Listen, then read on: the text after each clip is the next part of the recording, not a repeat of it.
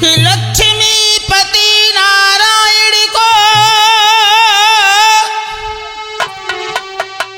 नमन करूं हरि बार, कृपा दृष्टि निक कीजियो सुसरन राजेश कुमार। आदरणीय समस्त श्रोता बंधु, मैं आपको समझाना चाहूँगा कि जो हमारी तीन हस्तियाँ थीं, स्वामी स्वर्गीय स्वर सम्राट ब्रजेश शास्त्री जी, आला सम्राट स्वामी सुरजन चैतन्य जी और स्वामी आधार चैतन्य जी, तो इनकी बराबरी जो लोग करना चाह रहे हैं और इनकी बराबर जो होना चाह रहे हैं, बेमतलब अपने दिन में गंवा रहे हैं। आओ हम एक दृष्टांत के सौजन्य से आपको समझा रहे हैं। आइए गौर करें कि जो उन्होंने गाया था पंकज, जरा गौर करें। एक जंगल में सुनो मित्र, और एक ऊंट कहीं मर जाता है, 2-4 दिन आ गए यार बीत, फिर साथ समय नियर आता है।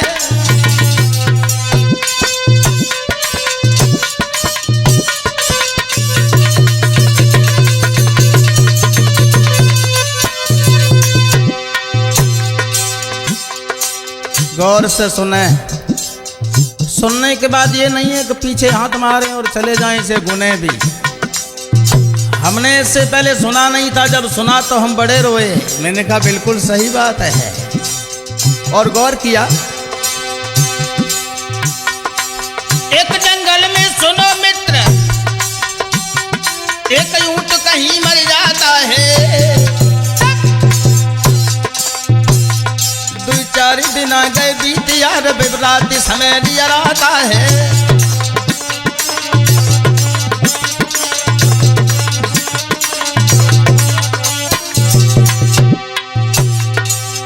जैसे स्वामी जी ने तो ये गाया है कि एक चौराहे पे ऊंट मर गया।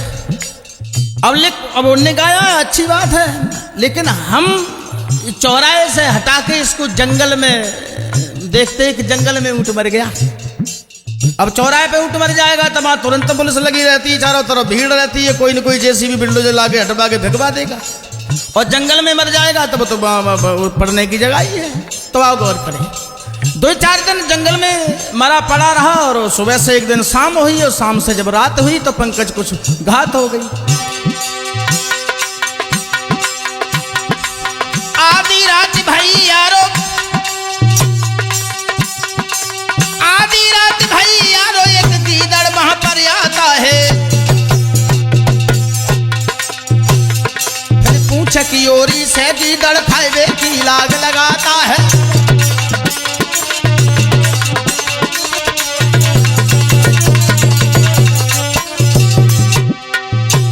ये समझाने जा रहा हूं कि बड़ों की बराबरी न करें और बड़ों के पीछे पड़ने में भलाई न समझें। खुद अपनी मेहनत करें, अपना कुछ करें, उसमें कुछ भलाई है। आप देखो, वो गीदड़ आया और वो सो पीछे से खाने लग गया ऊंट। 2-4 दिनों में फूल के बड़ा मोटा हो गया, और जब पीछे से उसने खाया, पीछे खाल नरम थी, पूंछ की तरफ हुआ ये क्या?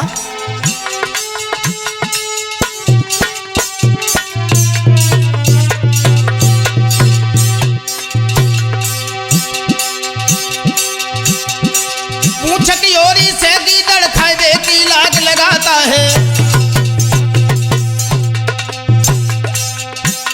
पूंछ की तरफ से खाते ही ऊंट के पेट में जाता है।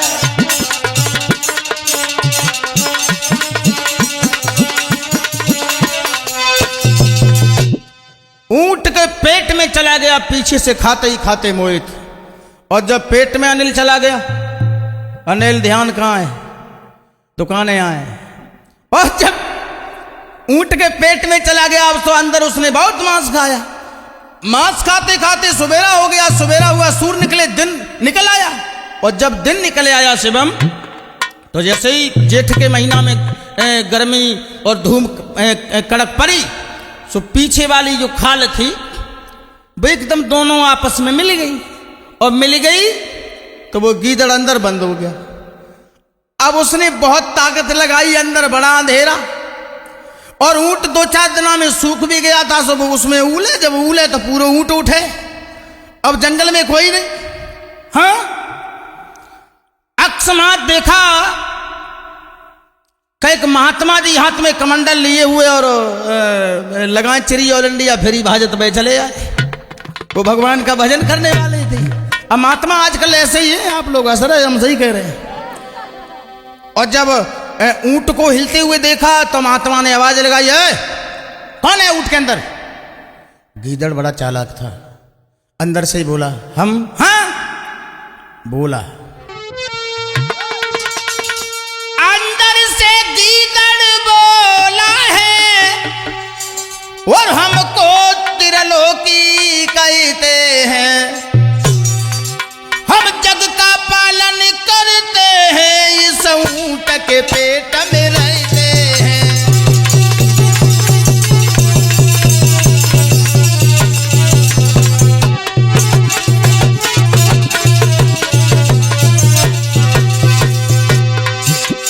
एक बात और कह दूं,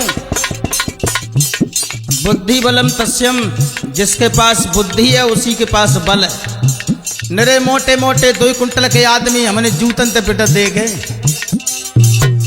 अकलिया ना। हाँ,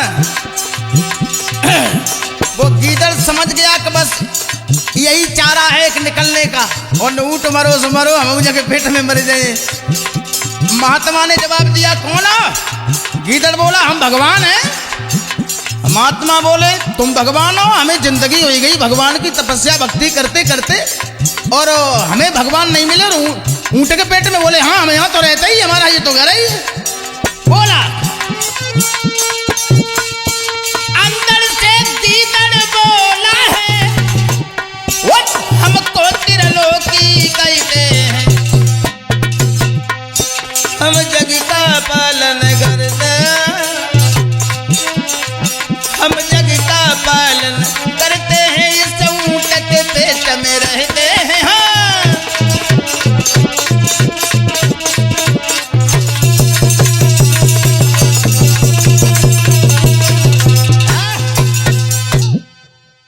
महात्मा बोले, महाराज अगर आप भगवान हो, जग की रक्षा करते हो, जग का पालन करते हो, तो एक काम करो, हमको भी दर्शन दो और हमारे जीवन को धन्य करो। महाराज हम तो जब से तुम्हारा हमने नाम लिया है तभी से हम चरी बांधे घूम रहे, हमने कपड़े ना सफेद पहने। बोले एक काम करो, अब गीदड़ समझदार था, मेरा मतलब है मैं ये समझा रहा हूं कि बड़ों के चक्कर में न फंसो। हाँ, अब गीदड़ समझदार था, बोला तुम्हें हमारे दर्शन करने हैं ना? महाराज बहुत जरूर करने, हमारे परिवार का जीवन सुधर जाएगा। तो एक काम करो, हम ऐसे नहीं दर्शन देंगे। तो ये बताओ तुम्हारे पास कमंडल है? बोले जब से कपड़ा रखे तभी से कमंडल संग है। तो एक काम करो, यहाँ कहीं आसपास पानी है? महात्मा बोले भगवान पानी यहाँ तो नहीं है, थोड़ी दूर पे मिलेगा। हाँ कोई बात नहीं, पानी जरूर चाहिए। एक काम करो, अगर दर्शन पाने तो सुनो, कि लेकर के कमंडल तुम जाओ, पानी भर कर के ले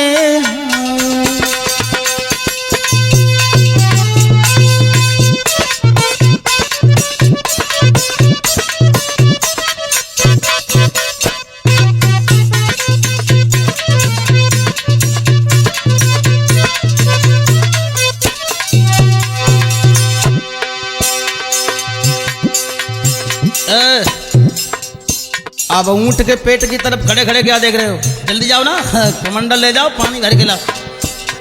और सुनो, पूरी बात सुन लो। ले करके कमंडल तुम जाओ, तब पानी भर करके ले आओ, तुम ऊंट की दुम पर छिड़कियो।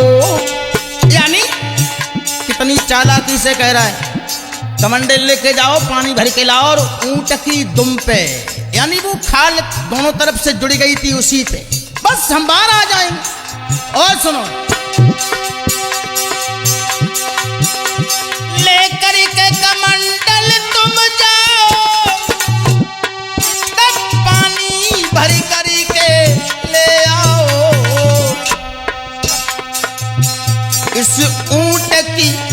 ऊपर छिड़कइयो, फिर हमको बाहर ले आओ।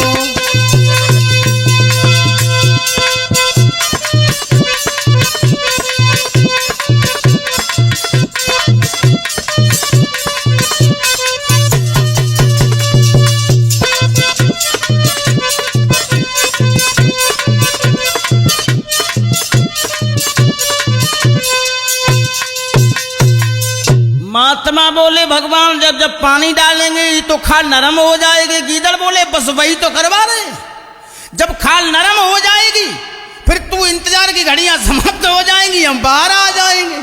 तू जानता नहीं है, सुन पूरी बात सुन।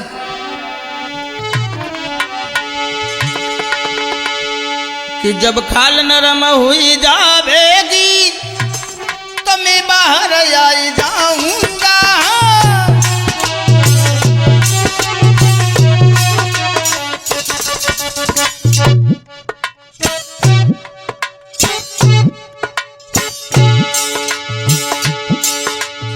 सन्यासी, मुझे लगता है घर बच्चों ने मार पीट के भगा दिया, इसलिए मोछे मुड़ा के बाबा बन गए। भक्ति नहीं करी तुमने, भक्ति करी होती तो तुम जानते कि हम क्यों पानी मंगवा रहे। सुना,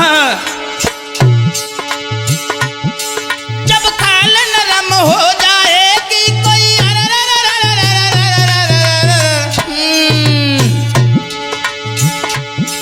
जब खाल नरम हो जाएगी तो मैं बाहर आई जाऊंगा, जीने का मार्ग बताऊंगा, उत्तम उपदेश सुनाऊंगा।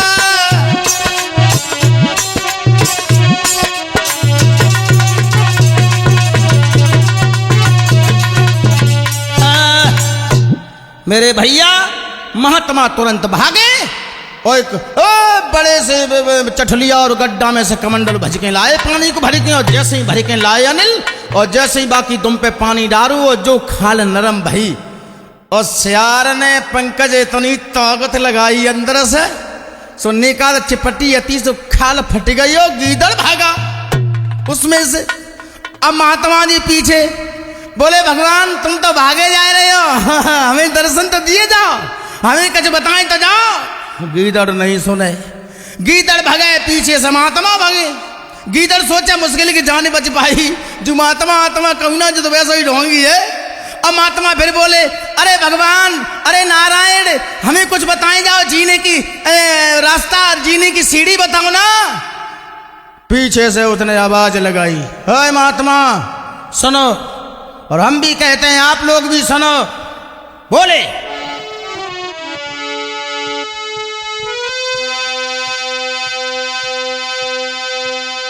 वो गीदड़ बोला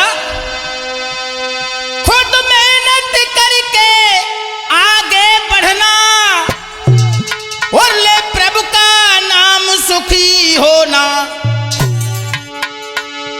उत्तम उपदेश हमारा है, तुम बड़ों के पेट में मत घुसना।